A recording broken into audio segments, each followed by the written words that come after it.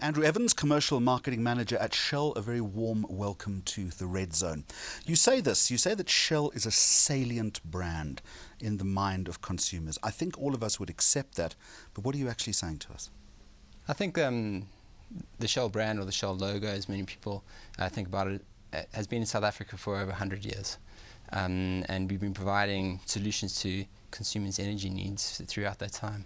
And as the needs have changed, so our products and services have changed. So in the early 1900s, we provided paraffin to homes for heating and for cooking. And as technology has changed, we've changed with that. Don't ask me how I was around in the early 1900s either, because I wasn't. But it's absolutely critical that any brand like this moves with the times. You have to become more reliant on technology in terms of your marketing.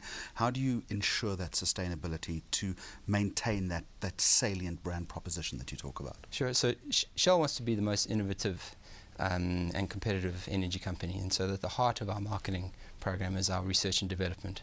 So we spend about $1 billion every year on research and development, working with OEMs and technology partners so we can understand what's happening with engines, so we've got the latest products, and then also spending a lot of money on consumer research so that we're developing products that meet our consumer needs. Make the link for me between research and development and how that ends up in a marketing message.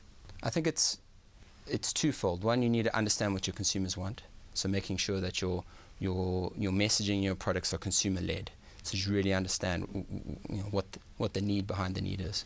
But then also understanding what's happening with technology. We're in a technology-based world, and as technology advances, we're working on products that are maybe 3-4 years out, that we've got the products for the new engines, for the new fuel specifications, for the new environmental specifications. From a marketer, you need to make sure that you understand what your consumers want and that you have the products and you can match the two. Interesting, because it also is predicated on the fact that marketing people such as yourself have got to have an understanding of that technology. You've got to almost speak R&D language. Definitely, yeah. and also be able to translate it to the consumer. Yeah. No, I think as different marketers will be working with different brands, but you always immerse yourself in the brand, and being able to translate that to what the consumer is actually looking for. So that's the key question. How do you translate it? How do you make sure that you find those specific qualities to sell to consumer? We always try to find the need that the consumers want, and the need behind that. So take lubricants for example. Not many people know what the lubricant really does in their car. But most of us don't want to. No. But it's probably one of the most hard-working products in your car. So as a marketer, I need to understand the technology behind that, how it's lubricating, how it's cooling your engine. But ultimately, for a consumer, they feel the pride in their car, and proud drivers will be wanting to put a technologically advanced product in their car like Shell Helix. Make the link then. I want to talk about sponsorship. I also want to talk about Ferrari in just a moment. But for marketers who are watching our conversation right now, this whole link between understanding the technology of the business and pure marketing principle, often there's a huge disconnect.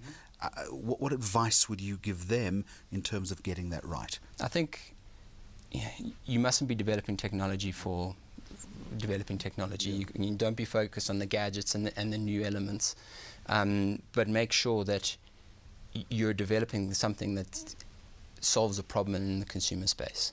So if it's even in a business-to-business space, if there's what is the problem the consumers face, and linking the technology to that, you could build a brand that has great technology. It's the best gadget out there, but if consumers don't understand how it solves their problem, it's not going to sell. Good point. I half expected you to be wearing a red cap when we were talking today as well.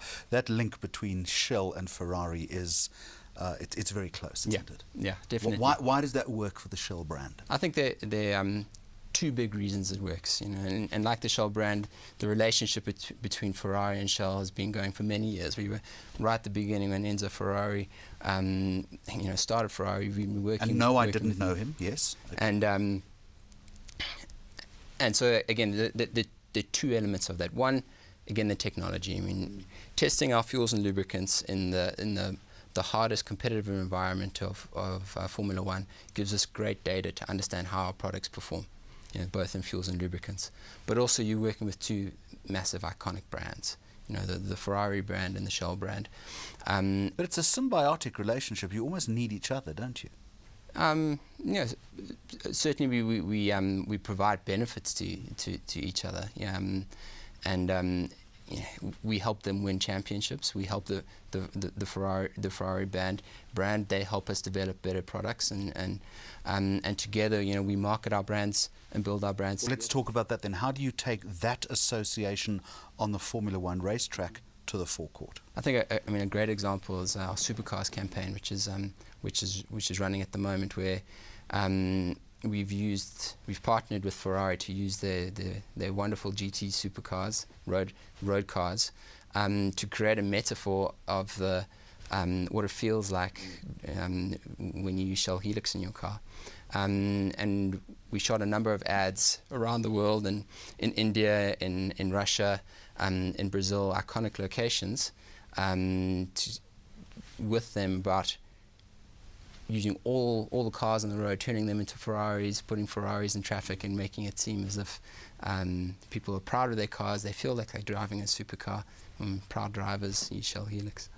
Andrew Evans from Shell, thank you very much. Thank you very much.